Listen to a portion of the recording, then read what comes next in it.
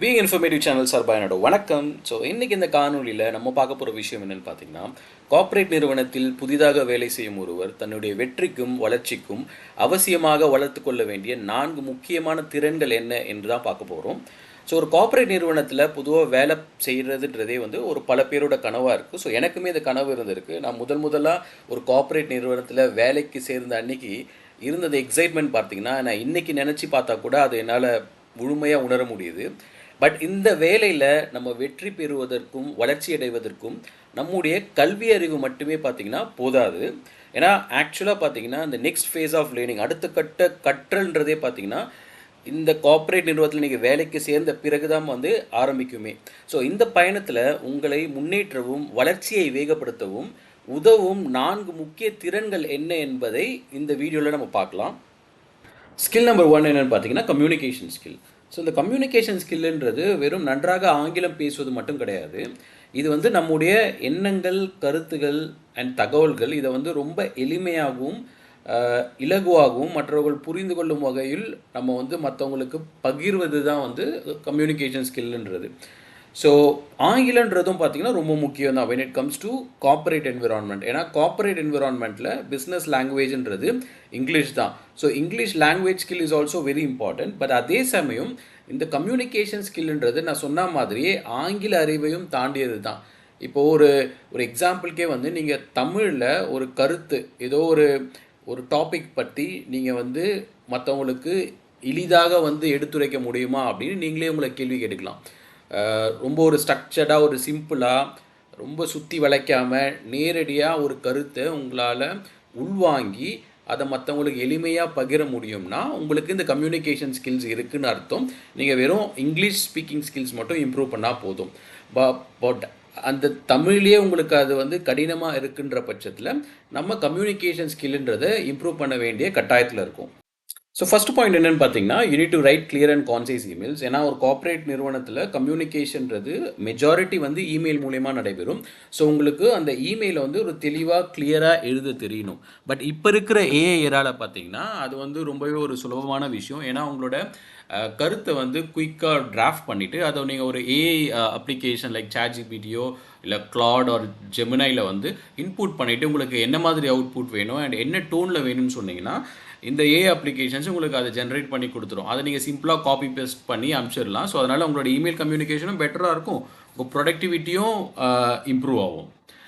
So அடுத்த விஷயம் என்னென்னு பார்த்தீங்கன்னா, ஸ்பீக் கான்ஃபிடென்ட்லி இன் மீட்டிங்ஸ். ஒரு கார்ப்பரேட் நிறுவனத்தில் பலதரப்பட்ட மீட்டிங்ஸ் நடக்கும். ஒன்று டீம் மீட்டிங்காக இருக்கலாம், இல்லை கிளைண்ட் மீட்டிங்காக இருக்கும், அப்படின்னா மேனேஜ்மெண்ட் மீட்டிங்காக இருக்கலாம். ஸோ இந்த மீட்டிங்லலாம் நீங்கள் உங்களோட கருத்துக்களையும் உங்களுடைய ஒரு சொல்யூஷன்ஸாக இருக்கலாம், இல்லை ஐடியாஸாக இருக்கலாம், இது எவ்வளோ தன்னம்பிக்கையாக நீங்கள் எடுத்து வைக்கிறீங்கன்றது ரொம்பவே முக்கியம் உங்களோட வளர்ச்சிக்கும் சக்ஸஸுக்கும் இன் கார்ப்பரேட். ஸோ என்னோட எக்ஸாம்பிளே நீங்கள் எடுத்துக்கிட்டிங்கன்னா, நான் ஆரம்ப காலத்தில் கார்ப்பரேட் நிறுவனத்தில் வேலைக்கு சேரும்போது இந்த மாதிரி டீம் மீட்டிங்ஸ்லாம் வரும்போது பார்த்தீங்கன்னா எனக்கு ரொம்ப பயமாக இருக்கும். ஏன்னா எனக்கு அந்தளவுக்கு கம்யூனிகேஷன் ஸ்கில் எஸ்பெஷலி இந்த இங்கிலீஷ் லாங்குவேஜ் கிடையாது. ஸோ அதனால் நம்ம எதுக்கு போய் தெரியாத லாங்குவேஜ் எதனா பேசி மற்றவங்க அதை எப்படி எடுத்துக்குவாங்களோ அப்படின்னு நினச்சிட்டு நான் என்ன முடிவு பண்ணிட்டேன்னா, ஓகே இது நமக்கு வராது, பேசாமல் நம்ம வாயை மூடிட்டு இருந்துருவோம். நம்ம என்ன பண்ணலாம், நம்ம கொடுக்கப்பட்ட வேலையை நல்லபடியாக பண்ணலாம், அது நல்ல குவாலிட்டியாக பண்ணலாம், அதை மாதிரி நல்லா பெர்ஃபார்ம் பண்ணி நம்ம முன்னேறிடலாம் அப்படின்னு சொல்லிட்டு நான் ஃபுல்லாக என் வேலையில் ஃபோக்கஸ் பண்ணுறது, நல்லா வேலை செய்கிறது, இன்கேஸ் எக்ஸ்ட்ரா ஒர்க் இருந்தாலும் அதை ஃப்ளெக்சிபிளாக எடுத்து செய்கிறது, குவாலிட்டி நல்லபடியாக அவுட்புட் கொடுக்குறது, இந்த மாதிரி பண்ணிட்டு இருந்தேன். But when it comes to team meeting இல்லை ஒரு கஸ்டமரோட இன்டராக்ஷன் போது நான் அந்தளவுக்கு பெருசாக எதுவும் கான்ட்ரிபியூட் பண்ணுறதில்ல. ஸோ இது மாதிரி அப்படியே போயிட்டு இருக்கும்போது ஒரு ஒரு 1.5 வருஷம் கழிச்சு பார்த்தீங்கன்னா இந்த அப்ரைசல் அண்ட் ப்ரொமோஷன் சைக்கிள் வந்தது. அந்த டைமில் எனக்கும் ப்ரொமோஷன் கிடைக்கும்னு ரொம்ப எதிர்பார்ப்போடு காத்துட்டு இருந்தேன். ஏன்னா நான் நல்லா பெர்ஃபார்ம் பண்ணுறேன், குவாலிட்டி நல்லா இருக்குது, ப்ரொடக்டிவிட்டி நல்லா இருக்குது. அதே சமயம் பார்த்திங்கன்னா எதனா எக்ஸ்ட்ரா ஒர்க் வரும்போது நான் வாலண்டியராக போய் அதெல்லாம் எடுத்து பண்ணுன்ற போது ஒரு நல்ல ஒரு பேர் இருக்குன்னும் போது எனக்கு ப்ரொமோஷன் கொடுப்பாங்க அப்படின்னு எதிர்பார்த்துட்டு இருந்தேன். பட் ஆனால் எனக்கு ப்ரொமோஷன் கிடைக்கல. ஸோ அது ஒரு பெரிய ஏமாற்றமாக இருந்தது. ஸோ அப்போ நான் என்ன பண்ணேன்னா, என்னோடய டீம் லீடர்கிட்ட போயிட்டு நான் ஒரு 1-to-1 மீட்டிங் பேசணும், அதனால் எனக்கு ஒரு ஃபீட்பேக் வேணும்னு கேட்டேன். கேட்கும்போது நான் என்ன சொன்னேன்னா, நான் பர்ஃபார்மன்ஸ் நல்லா தான் பண்ணியிருக்கேன், என்னோடய ப்ரொடக்டிவிட்டி குவாலிட்டி எல்லாமே நல்லா இருக்குது, ஃப்ளெக்சிபிளாக எப்போல்லாம் உங்களுக்கு எக்ஸ்ட்ரா ஒர்க் இருக்கும்போது நான் இருந்து பண்ணி கொடுத்துருக்கேன். பட் ஏன் எனக்கு ப்ரொமோஷன் கிடைக்கல, டீமில் சில பேருக்கு கிடைச்சிருக்கு பட் எனக்கு கிடைக்கல, பட் பர்ஃபார்மன்ஸ்னு பார்த்தீங்கன்னா ஒன்றும் பெரிய வித்தியாசம் இல்லையே அப்படின்னு. ஸோ அப்போ என்னோடய டீம் லீடர் என்ன சொன்னார்னா, இந்த மாதிரி ப்ரொமோஷன் வரும்போது பார்த்தீங்கன்னா பர்ஃபார்மன்ஸ் மட்டுமே ஒரு க்ரைட்டீரியா கிடையாது. பெர்ஃபார்மன்ஸ் ஒரு முக்கியமான க்ரைட்டீரியா. பட் அதே அளவுக்கு இன்னொரு முக்கியமான க்ரைட்டீரியா என்னென்னு பார்த்தீங்கன்னா உங்களோட கம்யூனிகேஷன். அதாவது நீங்கள் வந்து ஒரு டீம் விவாதத்துலேயோ இல்லை கிளைண்ட் மீட்டிங்லேயோ வந்து எப்படி நீங்கள் அதில் கலந்துக்கிறீங்க, என்ன மாதிரியான கேள்விகள் கேட்குறீங்க, என்ன மாதிரியான ஒரு கருத்துக்களை வந்து முன்வைக்கிறீங்க, ஐடியாஸ் கொடுக்குறீங்க, இதெல்லாம் பொறுத்தும் தான் ப்ரொமோஷன்றது இருக்குது.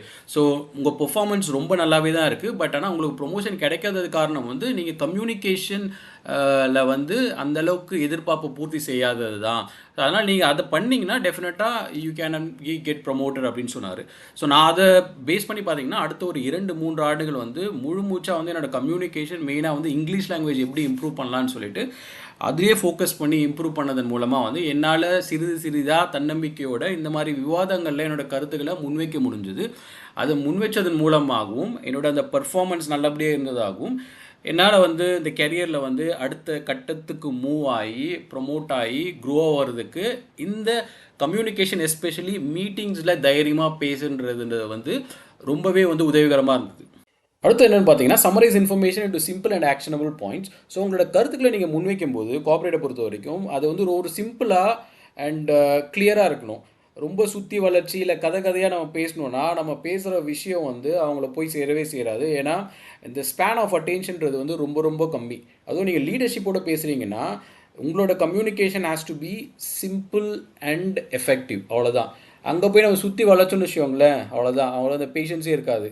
ஸோ இதுவும் வந்து பார்த்திங்கன்னா it's not easy to do it immediately.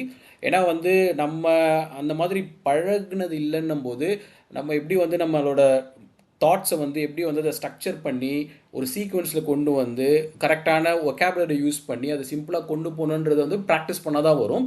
But நம்ம சொல்ல வர விஷயம் என்னென்னு பார்த்தீங்கன்னா as part of communication skill இதுவுமே வந்து ஒரு இம்பார்ட்டண்ட்டான quality. So you need to start practising from day one when you enter a corporate environment. So அடுத்தது tailor your message to your audience every time. அதாவது நீங்கள் யார் கூட கம்யூனிகேட் பண்ணுறீங்களோ அவங்களுக்கு ஏற்ற மாதிரி உங்களோட கம்யூனிகேஷனை நீங்கள் அமைச்சிக்கணும். அதாவது ஃபார் எக்ஸாம்பிள் நீங்கள் ஒரு வேலையில் வந்து ஒரு இடமா இருக்கீங்க, ஒரு புதுசாக ஒருத்தவங்க ஜாயின் பண்ணுறாங்கன்னு வச்சுக்கோங்களேன். அவங்க கிட்ட போயிட்டு நீங்கள் வந்து வேலை விஷயமா பேசும்போது உங்கள் சக ஊழியர்கள் கிட்ட பேசுகிறீங்களே, உங்களை மாதிரி ஒரு 1 year எக்ஸ்பீரியன்ஸ் இருக்காங்களே, அவங்கக்கிட்ட பேசுகிற மாதிரி இவங்ககிட்ட பேச முடியாது. ஏன்னா இவங்க இப்போ தான் புதுசாக வந்திருக்காங்க. ஸோ இவங்ககிட்ட வந்து ரொம்ப டீட்டெயில்டாக நீங்கள் பேசணும் அண்ட் எக்ஸாம்பிள்ஸ் கொடுக்கணும். அப்போ தான் அவங்க அதை எளிதாக புரிஞ்சிக்க முடியும். அதே மாதிரி உங்கள் மேனேஜர்கிட்ட பேசும்போதோ இல்லை லீடர்ஷிப் கிட்ட பேசும்போதோ நீங்கள் அங்கே போய் ரொம்ப டீட்டெயிலாக பேச முடியாது. அவங்க வந்து அதில் வந்து ஆர்வமும் காட்ட மாட்டாங்க. ஏன்னா அவங்களோட நோக்கம் வந்து பார்த்திங்கன்னா பர்ஃபார்மன்ஸ் இருக்கலாம், இல்லை கம்ப்ளைண்ட் இல்லாமல் இருக்கணும், இல்லை இம்ப்ரூவ் பண்ணுறது அந்த மாதிரி இருக்கணும். ஸோ அவங்கக்கிட்ட பேசும்போது நீங்கள் அதை மையப்படுத்தி உங்களோட கம்யூனிகேஷன் இருக்கணும். அப்போ தான் அவங்களுக்கு அது இன்ட்ரெஸ்டிங்காக இருக்கும் அண்ட் உங்களோட கம்யூனிகேஷன் வந்து முழுமையாக அவங்கக்கிட்ட வந்து நீங்கள் கொண்டு போய் சேர்க்க முடியும். ஸோ இதில் ஃபைனலாக ஒரு டிப் என்னென்னு பார்த்தீங்கன்னா continuously improve your English skills. ஏன்னா ஒரு கார்ப்பரேட் நிறுவனத்தை பொறுத்த வரைக்கும் இந்த லாங்குவேஜ் ஆஃப் கம்யூனிகேஷன்றது இங்கிலீஷ் தான். ஸோ நீங்கள் இங்கிலீஷ் நல்லா பேச தெரியும்னா ஸோ உங்களால் உங்களோட கருத்துக்களை வந்து ரொம்ப எளிமையாகவும் எஃபெக்டிவாகவும் மீட்டிங்ஸ்லேயும் சரி இல்லை உங்களோட மேல் அதிகாரிகளிடமோ இல்லை கிளைண்ட் கிட்டேயோ உங்களால் ஈஸியாக வந்து அதை எடுத்து வைக்க முடியும், கொண்டு போய் சேர்க்க முடியும். ஸோ வந்து உங்களோட வெற்றியும் வளர்ச்சியும் வந்து ஈஸியாக வந்து உங்களால் ரீச் பண்ண முடியும். அதே மாதிரி நான் முன்னாடியே சொன்ன மாதிரி இந்த கம்யூனிகேஷன்றது தான் பார்த்திங்கன்னா ஒரு பேஸ்மெண்ட் மாதிரி. ஸோ இது மேலே தான் வந்து you can build other skills and competencies. So மற்ற ஸ்கில்ஸ் அண்ட் காம்படென்சிஸ் நீங்கள் டெவலப் பண்ணிவிட்டு உங்ககிட்ட கம்யூனிகேஷன் அந்தளவுக்கு இல்லைன்னா அதோட பயன்களை வந்து நீங்கள் முழுமையாக வந்து பெற முடியாது. ஏன்னா அதை நீங்கள் இப்போ கொண்டு போய் சேர்க்க முடியாது. ஸோ அதனால் வந்து நீங்கள் என்ன பண்ணணும்னா உங்களோட கம்யூனிகேஷன் அண்ட் இங்கிலீஷ் ஸ்பீக்கிங் ஸ்கில்லை வந்து அசஸ் பண்ணணும். அது ஓரளவுக்கு நல்லா இருக்குன்னா பிரச்சனை கிடையாது.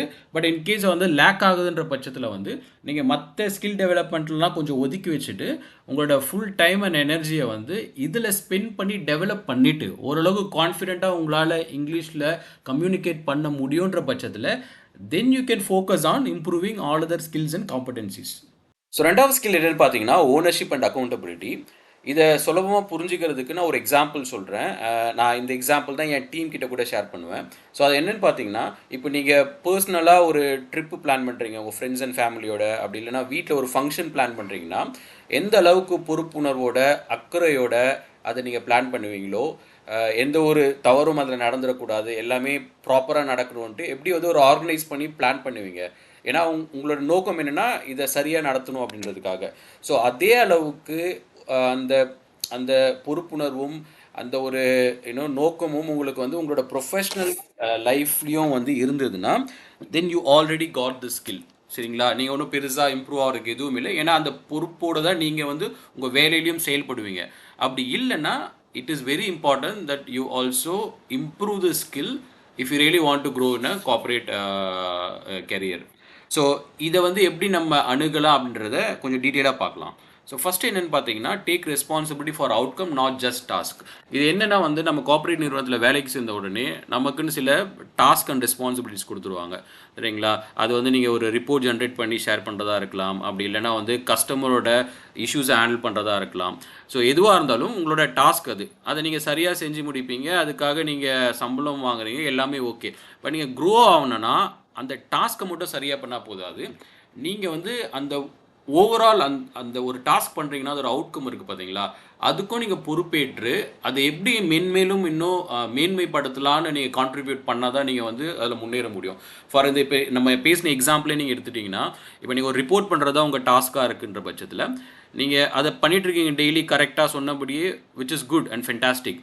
பட் நீங்கள் மேலே ஃபர்தராக போகணுன்னா என்ன பண்ணணும், நீங்கள் ஃபஸ்ட்டு அதை புரிஞ்சிக்கணும். இந்த ரிப்போர்ட்டோட நோக்கம் என்ன, இதை யார் பயன்படுத்துகிறாங்க, எதுக்காக பயன்படுத்துகிறாங்க அப்படின்னு சொல்லிட்டு அந்த புரிதல் உங்களுக்கு வந்த உடனே நீங்கள் என்ன பண்ணலான்னா, ஓகே இப்போ நான் இந்த ரிப்போர்ட்டை இந்த மாதிரி பண்ணிகிட்ருக்கேன், இன்னும் கொஞ்சம் அடிஷ்னல் டேட்டா இதில் ஆட் பண்ணலாமா, இல்லை நான் கொடுக்குற டேட்டாவே வந்து வேறு மாதிரி விஷுவலைசேஷன் பண்ணி கொடுக்கலாமா, அது இன்னும் அதை யூஸ் பண்ணி சில முடிவுகள் எடுக்கிறவங்களுக்கு வந்து இன்னும் அது ஈஸியாக இருக்குமா அப்படின்னு நீங்கள் எப்போ திங்க் பண்ண ஆரம்பித்து அந்த என்ஹான்ஸ்மெண்ட்ஸ்லாம் நீங்கள் பண்ணுறீங்களோ then you are in the growth journey. அதே மாதிரி தான் இப்போ ஒரு கஸ்டமர் கம்ப்ளைண்ட்ஸ் ஹேண்டில் பண்ணுற டாஸ்க் நீங்கள் பண்ணிட்டுருக்கீங்கன்னா, ஓகே கஸ்டமர்ஸ் வந்து உங்களுக்கு வந்து கால் பண்ணுறாங்க, இல்லை இமெயில் பண்ணுறாங்க ஏதோ பர்டிகுலர் இஷ்யூவால், அதை நீங்கள் சால்வ் பண்ணுறீங்க, which is good.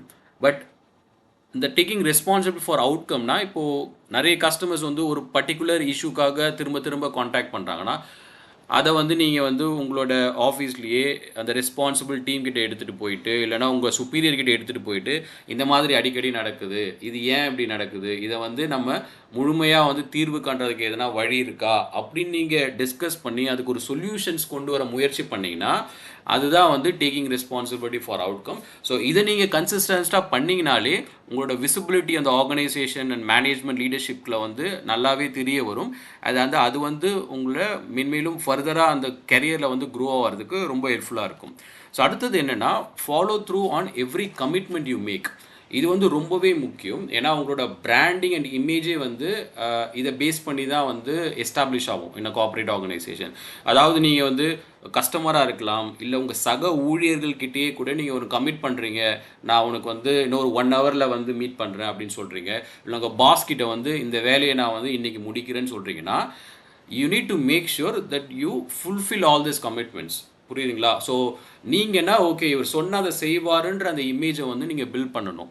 So and இது வந்து எல்லா டைமும் முடியாது. சம்டைம்ஸ் வந்து நீங்கள் கமிட் பண்ணுவீங்க, அது சில காரணங்களால் உங்களால் பண்ண முடியாத போகும். அது வந்து நார்மல் தான். பட் முக்கியமாக அந்த நேரத்தில் நம்ம பண்ண வேண்டிய விஷயம் என்னென்னா, அந்த டைமில் நம்ம யார்கிட்ட கமிட் பண்ணமோ அவங்கக்கிட்ட வந்து முன்கூட்டியே போயிட்டு, என்னால் அந்த கமிட்மெண்ட்டை இப்போ ஃபுல்ஃபில் பண்ண முடியாது இந்த காரணங்களால், ஸோ நான் வந்து இதை நாளைக்கு முடிச்சு தரேன், இல்லைனா எனக்கு இன்னும் ஒரு 2 நாட்கள் அவகாசம் தேவை அப்படின்னு நீங்கள் ப்ரோஆக்டிவாக போய் சொன்னாலும் இது பரவாயில்ல. இதில் எது வந்து ரொம்பவே பாதிக்கக்கூடிய விஷயம் என்னென்னா, கமிட்மெண்ட்டும் பண்ணிவிட்டு அதை நம்ம பண்ணாமல் விட்டுட்டு அதை பற்றி நம்ம முன்கூட்டியே அவங்களுக்கு தெரியும் படுத்தலைன்னா, அது வந்து உங்களோட இமேஜை ரொம்பவே டேமேஜ் பண்ணும் and it will create an impact on your career growth in corporate environment. So என்னன்னா வந்து மெயினாக வந்து எதனா கமிட் பண்ணிங்கன்னா make sure you fulfil the commitment. The third one என்னென்னா, be proactive, anticipate challenges before the escalate. சரிங்களா? So இதில் மூலிமா என்னென்னா, அந்த ப்ரோஆக்டிவ்ன்றதும் ஒரு ஆஸ்பெக்ட் ஆஃப் ரெஸ்பான்சிபிலிட்டி. ஸோ இப்போ ஒரு விஷயம் நடந்துகிட்டு இருக்குது அப்படின்ற பட்சத்தில் அதில் வந்து எதனா எஸ்கலேட் ஆகிற ஆப்பர்ச்சுனிட்டிஸ் இருக்கான்னு நீங்கள் பார்க்கணும். ஸோ இன்கேஸ் நீங்கள் கஸ்டமர் கம்ப்ளைண்ட்ஸ் ஹேண்டில் பண்ணிகிட்ருக்கீங்க, ஒரு இஷ்யூ வந்து போயிட்டு இருக்குது, பட் ஆனால் அந்த இஷ்யூக்கான தீர்வு வந்து கிடைக்கல, ஏன்னா வேறு பல டிபார்ட்மெண்ட்ஸும் அதில் கோஆர்டினேட் பண்ண வேண்டியது இருக்குது, அவங்க சரியாக ரெஸ்பாண்ட் பண்ணலைன்ற போது உங்களுக்கு தெரியும் ஓகே இது கரெக்டான டைரெக்ஷனில் போல், இது ஃபர்தராக எஸ்கலேட் ஆகிறதுக்கான சான்சஸ் இருக்குதுன்னு. ஸோ அந்த டைமில் வந்து நீங்கள் என்ன பண்ணணும்னா, உங்களோட சுப்பீரியரோ இல்லை சீனியர்ஸையோ வந்து முன்கூட்டியே அவங்களுக்கு இந்த இன்ஃபர்மேஷனை கொடுத்து அவங்கள உள்ளே கொண்டு வந்து இதை வந்து அந்தளவுக்கு பெரிய கம்ப்ளைண்ட்டாக ஆகாமல் எவ்வளோ சுலபமாக அண்ட் சுமூகமாக இதை முடிக்க முடியுமோ அந்த ஒரு விஷயத்தை நீங்கள் பண்ண ஆரம்பிச்சிங்கன்னா அதுவும் நான் சொன்ன மாதிரியே வந்து உங்களோட இமேஜை ஆர்கனைசேஷனில் வந்து பெட்டராக காமிக்கும் as a very proactive and accountable person. இன்னொரு ஒரு முக்கியமான விஷயம் என்னென்னா, அண்ட் இது not only for the new joiners but also the existing people in corporate environment. ஏன்னா ஆஃபன் என்ன பண்ணுவோன்னா, என்னோட எக்ஸ்பீரியன்ஸில் நான் பார்த்தது, நம்ம யூஸ்வலாக வந்து பிரச்சனைகளை கொண்டு போவோம். அதாவது நம்மளோட மேனேஜர்கிட்டயோ இல்லை டிரெக்டர் இல்லை சீனியர் மேனேஜ்மெண்ட்கிட்டயோ we often take problems to them, which is good. ஏன்னா வந்து இப்போ மேனேஜ்மெண்ட்டும் பார்த்தீங்கன்னா அவங்க வந்து இந்த கஸ்டமர் ஃபேஸிங் டீமோ இல்லை மிடில் மேனேஜ்மெண்ட் கிட்டேயோ தான் வந்து இந்த மாதிரி ப்ராப்ளம்ஸ்லாம் எதிர்பார்ப்பாங்க. So that they can able to work on finding solutions. But ஆனால் ஒரு நல்ல குவாலிட்டி என்னன்னு பார்த்தீங்கன்னா, நம்ம ப்ராப்ளம் கொண்டு போகும்போது we need to also take some solutions. So இந்த குவாலிட்டி நீங்கள் டெவலப் பண்ணிட்டீங்கனாலும் நீங்கள் ஈஸியாக வந்து கார்ப்பரேட்டில் வந்து க்ரோ ஆக முடியும். ஸோ வெனெவர் நீங்கள் ஒரு ப்ராப்ளம் ஐடென்டிஃபை பண்ணுறீங்க, வெதர் உங்களோட யூஷுவல் டாஸ்க்காக சரி இல்லைனா ஒரு கஸ்டமர் ரிலேட்டட் இஷ்யூவாக இருந்தாலும் சரி, ஒரு ப்ராப்ளம் இருக்குன்னா அந்த ப்ராப்ளமை கொண்டு போகும்போதே ஒரு 2-3 சொல்யூஷன்ஸையும் சேர்ந்து கொண்டு போங்க. ஸோ திங்க் பண்ணி பாருங்கள் என்ன இதுக்கு பெஸ்ட் சொல்யூஷன்ஸாக இருக்கும் அப்படின்னு சொல்லிட்டு. அப்படி உங்களால் திங்க் பண்ண முடியலன்னா உங்கள் சக ஊழியர்கள் இருப்பாங்களே, உங்கள் கலீக்ஸ் கிட்ட வந்து டிஸ்கஸ் பண்ணுங்கள், பிரெயின் ஸ்டார்ம் பண்ணுங்கள், பண்ணிவிட்டு இது என்ன மாதிரி பண்ணலாம் அப்படின்னு ஒரு 1 or 2, 3 சொல்யூஷன்ஸை வந்து ப்ரொப்போஸ் பண்ணுங்கள். இதுதான் ப்ராப்ளம், இந்த சொல்யூஷன்ஸ் ஒர்க் அவுட் ஆகும்னு நினைக்கிறோம், நீங்கள் என்ன சொல்கிறீங்க, உங்களோட கைடன்ஸை கொடுங்க அப்படின்னு நீங்கள் உங்களோட லீடர்ஷிப் கிட்டேயோ இல்லை உங்கள் சுப்பீரியர் கிட்டேயோ கொண்டு போனீங்கன்னா the way they see you is completely different than somebody just bringing the problem and then asking for a solution.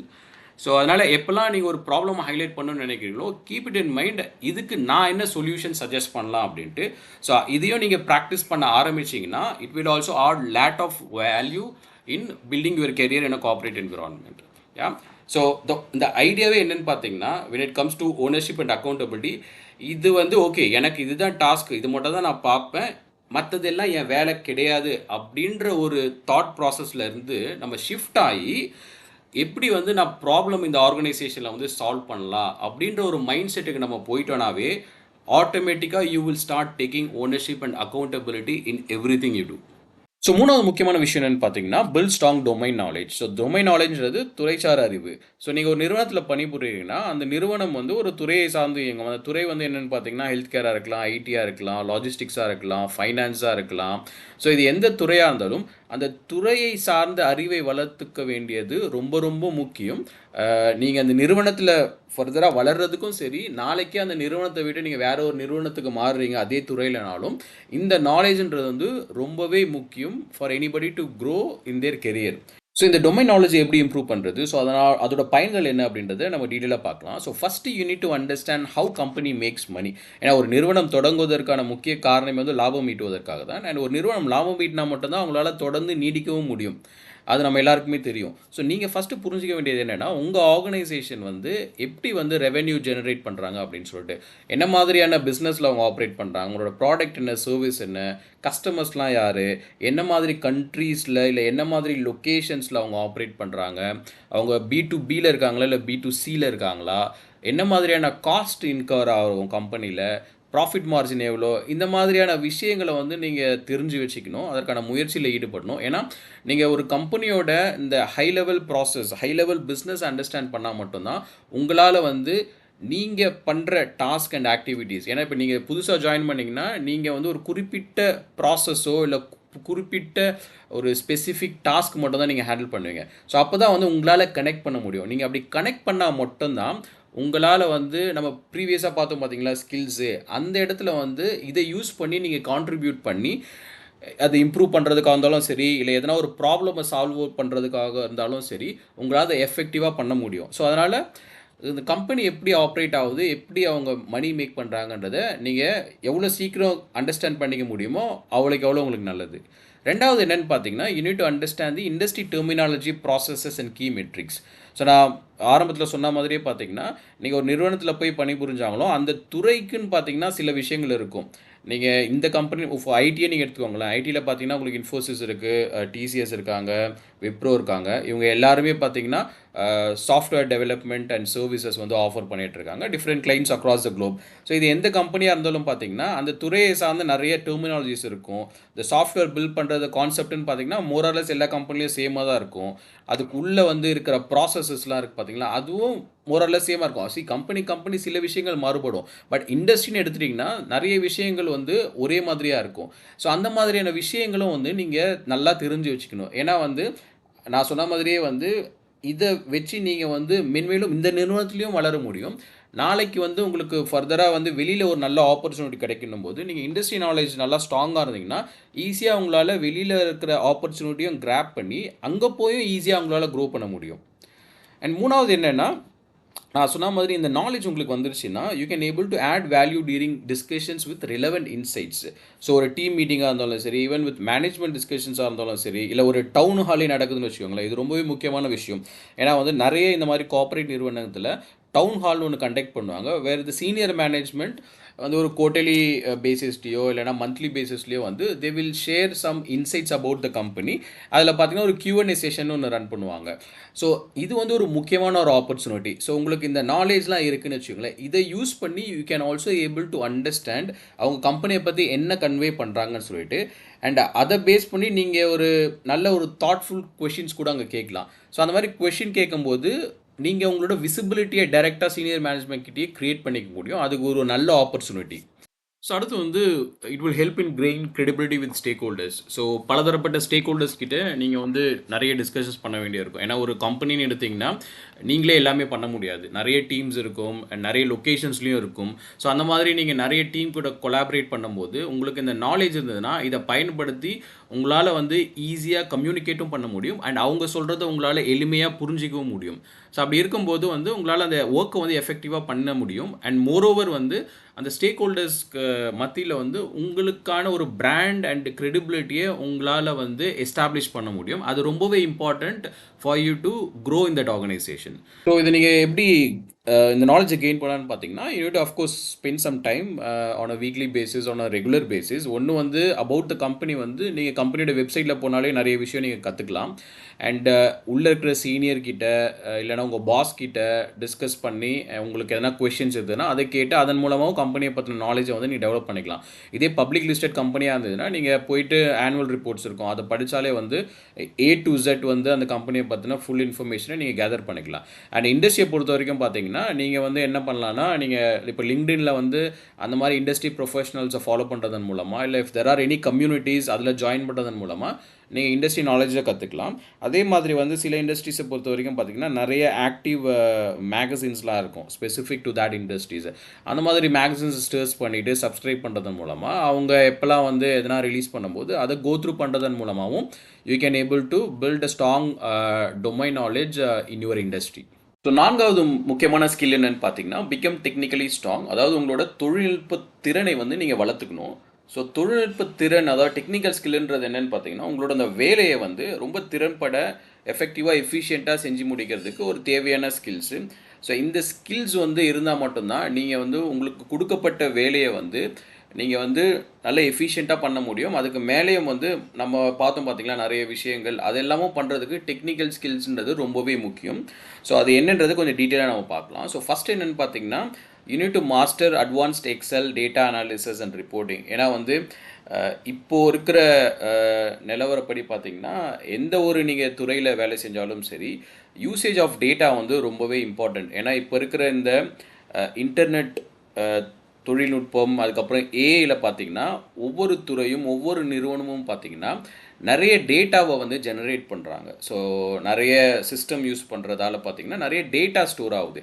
So இந்த டேட்டாவை பயன்படுத்த உங்களுக்கு தெரியணும். ஸோ அது வந்து பார்த்திங்கன்னா நீங்கள் எப்படி அந்த நாலேஜை வளர்த்துக்கலாம்னா அஃப்கோர்ஸ் நிறைய கோர்சஸ் இருக்குது. நீங்கள் யூடியூப்லேயோ இல்லைனா நிறைய அந்த லேர்னிங் பிளாட்ஃபார்மில் போய் நீங்கள் கற்றுக்கலாம். பட் அதோட பேசிக்காக நீங்கள் என்ன தெரிஞ்சுக்கணுன்னா, எக்ஸல் இருக்குது பார்த்தீங்கன்னா, மைக்ரோசாஃப்ட் எக்ஸல். ஸோ அதுலேயே வந்து நிறைய விஷயங்கள் நம்ம வந்து பண்ண முடியும் when it comes to data analysis.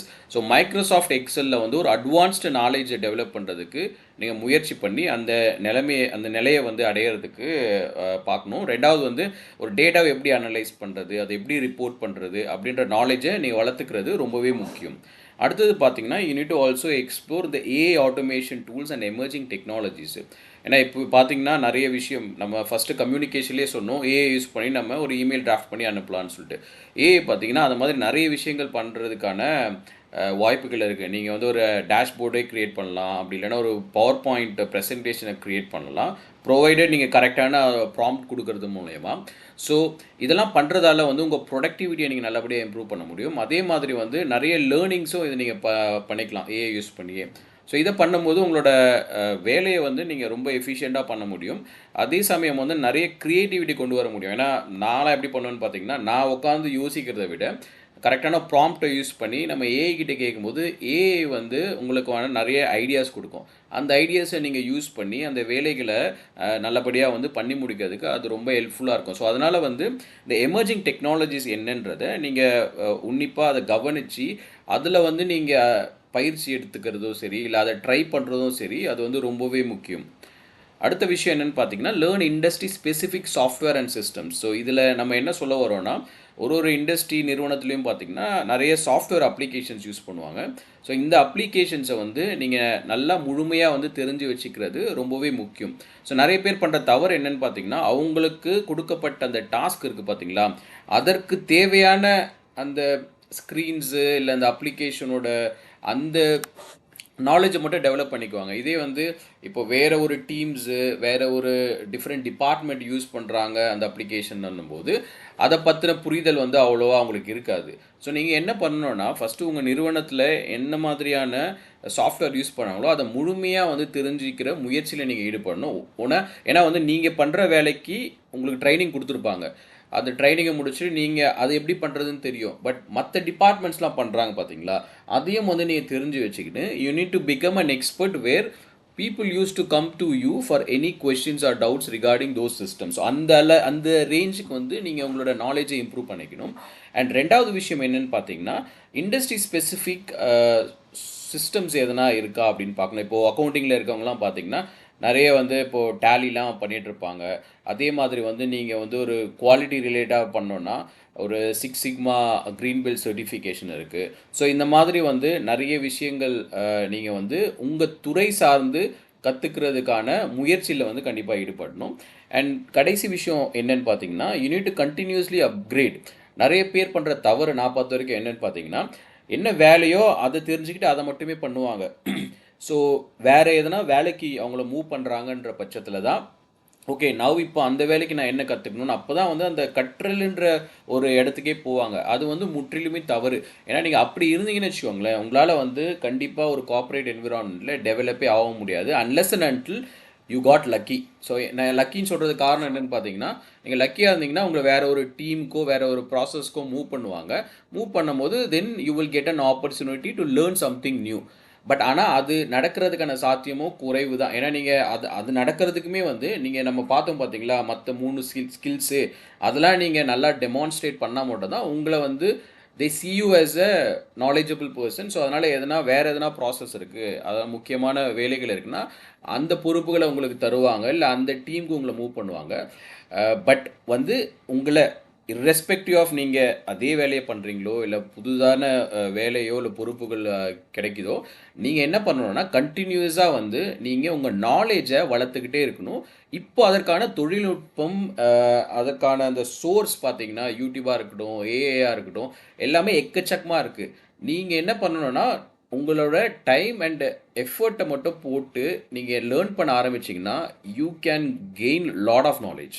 நான் ஆரம்பத்தில் சொன்ன மாதிரியே பார்த்தீங்கன்னா, உங்களோட degree got you the job, but for you to grow in corporate organisation then you need to definitely improve lot of skills and competencies. So அதில் நம்ம பார்த்தது வந்து பார்த்தீங்கன்னா இந்த முக்கியமான 4 ஸ்கில்ஸ் தான். ஸோ ஐ ஹோப் இந்த வீடியோ வந்து உங்களுக்கு பயனுள்ளதாக இருந்திருக்கும் நான் நம்புகிறேன். ஸோ உங்களுக்கு தெரிஞ்ச யாராவது புதிதாக ஒரு கார்ப்பரேட் நிறுவனத்தில் இப்போ ஜாயின் பண்ணியிருக்காங்க, அவங்களுக்கு இந்த வீடியோ வந்து உதவிகரமாக இருக்கும்னா அவங்ககிட்டயும் இதை ஷேர் பண்ணிக்கோங்க. பிடிச்சிருந்தா லைக் பண்ணுங்கள். நீங்கள் வேறு எதுனா ஸ்கில் முக்கியம்னு நினைக்கிறீங்க, அது இந்த வீடியோவில் நம்ம கவர் பண்ணல அப்படின்னு நீங்கள் நினச்சிங்கன்னா அதை நீங்கள் கமெண்ட்டில் தெரிவிங்க. வீடியோ பார்த்தமைக்கு மிக்க நன்றி.